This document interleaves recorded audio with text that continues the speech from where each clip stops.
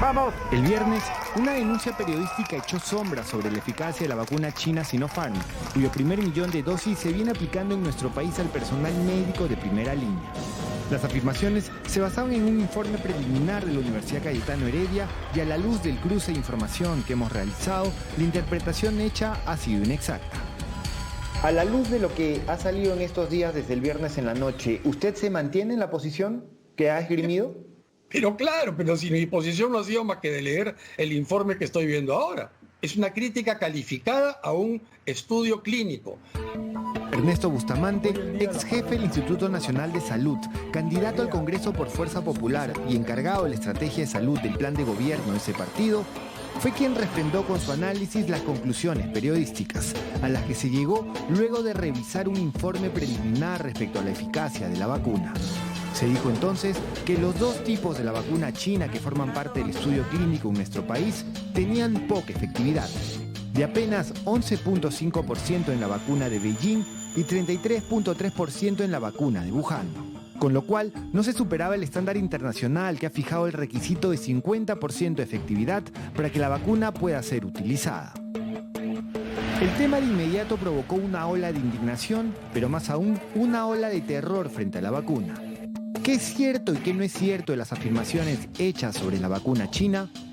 Trataremos de explicarlo de forma sencilla, pero hay nociones que tienen que ser entendidas de antemano en base a lo que han dicho las autoridades.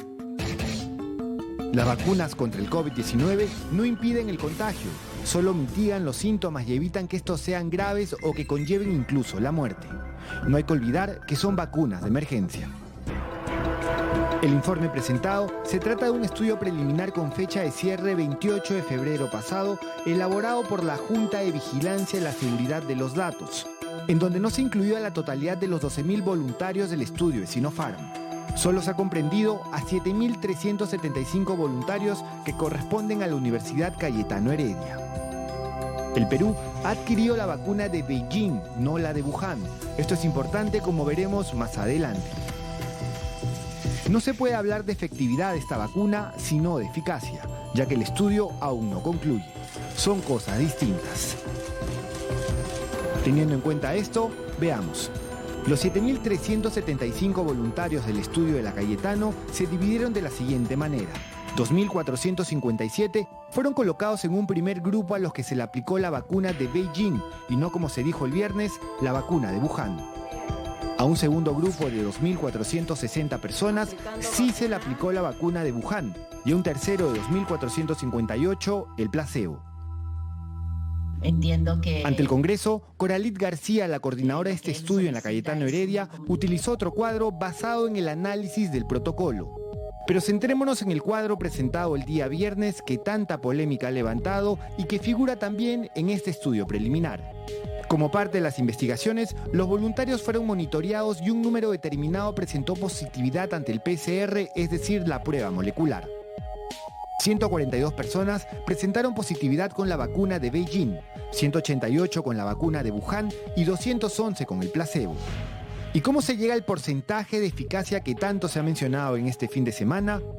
Comparando el número de positivos del placebo con los positivos de cada una de las vacunas aplicadas. Es así que tras una fórmula matemática se llega a la supuesta eficacia de 33.3% de la vacuna de Beijing. Un dato aún incompleto que de ninguna manera resulta definitivo, pues hay variables que aún no se han terminado de analizar. Es muy importante aclarar esto, que PCR positivo incluye en este informe preliminar a todas las personas que tuvieron síntomas o que no tuvieron síntomas. En este informe preliminar eso no está disgregado. Entonces, la eficacia protectora para enfermedad sintomática, que es el objetivo del ensayo clínico, no ha sido calculado. García dijo hoy en la mañana que el grupo de los positivos encontrados tiene que ser depurado para determinar quiénes son asintomáticos y quiénes sintomáticos, y para esto se necesita revisar caso por caso. Recordemos que la vacuna no evita que contraigas COVID, sino que no presentes sintomatología grave. En ese sentido, es en el desagregado donde vemos mejor los alcances del estudio preliminar de esta vacuna. Según este estudio preliminar, la vacuna de Beijing arroja números prometedores. Una eficacia de 62.9% en casos de pacientes con baja saturación de oxígeno, menor a 93%. Se logra también un 63.8% de eficacia respecto a no presentar anomalías en la tomografía del tórax, a la hora de descartar neumonía. De 91% de eficacia en casos que no necesitaron hospitalización y de 100% ante la variable de la muerte. Pero repetimos, se trata de un estudio preliminar cuyos hallazgos no son definitivos. De manera global, ¿no? ¿Qué nos dice esta tabla? De manera global, las personas que recibieron la vacuna de Beijing tienen menor riesgo de ser hospitalizados, de necesitar oxígeno, de tener una tomografía con hallazgos anormales, es decir, de tener neumonía, que aquellas personas que recibieron el placebo. Es cierto que los porcentajes no son nada alentadores en lo que respecta a la vacuna de Wuhan, pero esta vacuna no ha sido adquirida por el Perú. Solo formó parte del estudio y lo que se quiere ahora, según las autoridades de la Cayetano, es aplicar la vacuna de Beijing a los voluntarios que recibieron el placebo y la vacuna de Wuhan.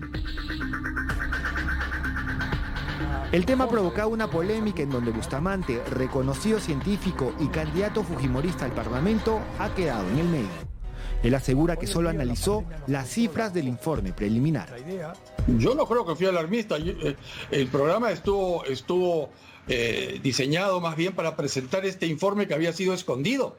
Este informe estaba en manos de las autoridades. ¿No admite al menos dos errores puntuales en la emisión de lo que se dijo el viernes, en el sentido de que se confundió la vacuna de Beijing con la vacuna de Wuhan? La vacuna de Beijing usted dijo que tenía 11% de efectividad, sí. Además, en lugar, lo que pasa es cuando que el error tenía 33. Claro, o sea, yo me refería a la de Wuhan como de Beijing y la de Beijing como de Wuhan, pero el error nace del propio protocolo. El protocolo clasifica a la vacuna de Beijing como la número 2 y a la de Wuhan como la número 1. Así está en el protocolo. Yo pensé que cuando habían hecho el análisis, como ahí no hablaban de Wuhan ni de Beijing en el informe preliminar, sino solo de brazo 1 y brazo 2, pensé que habían mantenido la nomenclatura. No deslindar claramente entre conceptos como eficacia y efectividad, no, digamos... Pero no si yo siempre he hablado de eficacia. Yo siempre he hablado de eficacia. Pero en la plaqueta decía efectividad. Ah, pero la plaqueta no la hago yo, la hace el programa periodístico.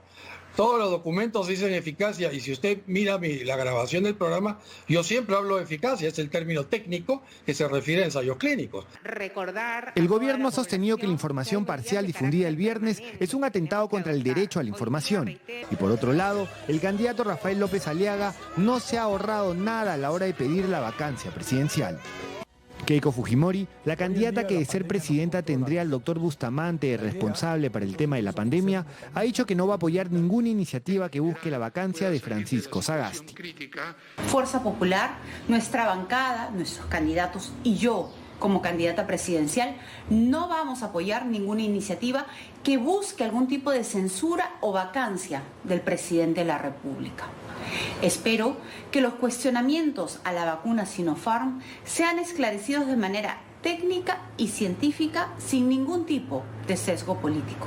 Esto no es una cosa política, esto es algo científico. Mi crítica es tan solo científica. Y yo la haría en un ambiente académico, en una sala de conferencias, la haría como crítico de un artículo científico, la haría como hacemos los científicos. Los científicos tenemos que utilizar lo que se llama el espíritu crítico, pero está basado en la libertad de expresión, no en la contención de la expresión, ni en la supresión de la expresión bajo amenazas de mandar al Ministerio de Justicia, como graciosamente la señora ministra Bermúdez me quiere asustar. Mire cuánto tiemblo de saber que me quiere mandar al Ministerio de Justicia.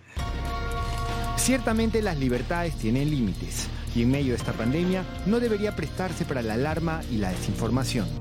Sin embargo, el hecho de que este informe preliminar no haya sido interpretado con exactitud no significa que las brumas sobre la vacuna china se hayan disipado.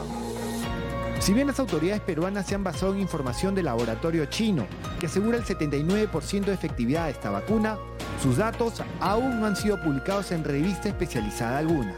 Una crítica válida hasta para fuentes ligadas a la investigación, que han confirmado que las 3.200 dosis que Sinopharm donó a la Cayetano Heredia correspondían a la vacuna de Beijing.